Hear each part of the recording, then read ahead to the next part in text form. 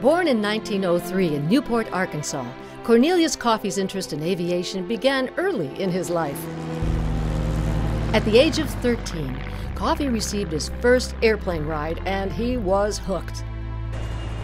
In 1925, he left home and traveled to Chicago to learn to be an auto mechanic. With aviation always on his mind, he soon partnered with John Robinson and founded the Challenger Air Pilots Association to aid their attempts to enroll in flying programs.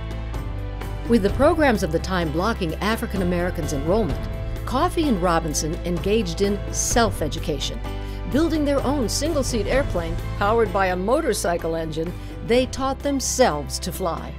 Needing official recognition for a license, Coffey and Robinson filed an unlawful discrimination lawsuit to attend the Curtiss-Wright School of Aeronautics. They were finally admitted, and after enrolling in the school's aviation mechanics course, both became among the school's top graduates.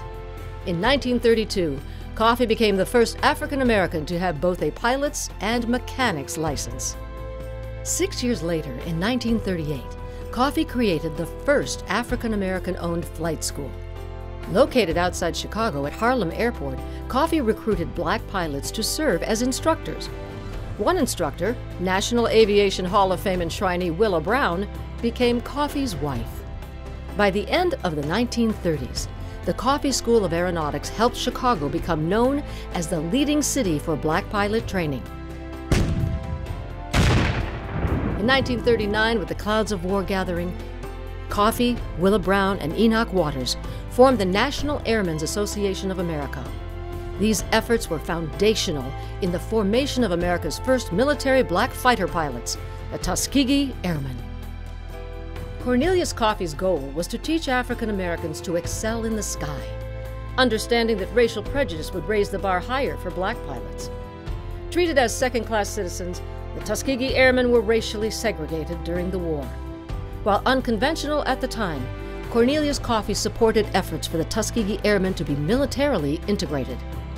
After World War II, Coffey continued to instruct at 2 Chicago area universities. Among his honors, Coffey received the Dwight H. Green Trophy in 1941, and in 1980 was honored with a day by the city of Chicago.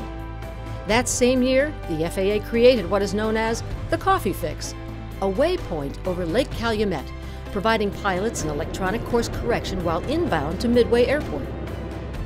Cornelius Coffey's pioneering efforts led to the integration of African American pilots into the American aviation industry. He continued to fly until 1992, when he was 89 years old. He died 2 years later in Chicago, Illinois, at the age of 91. Tonight, we welcome pilot and trailblazer Cornelius Coffey to the National Aviation Hall of Fame.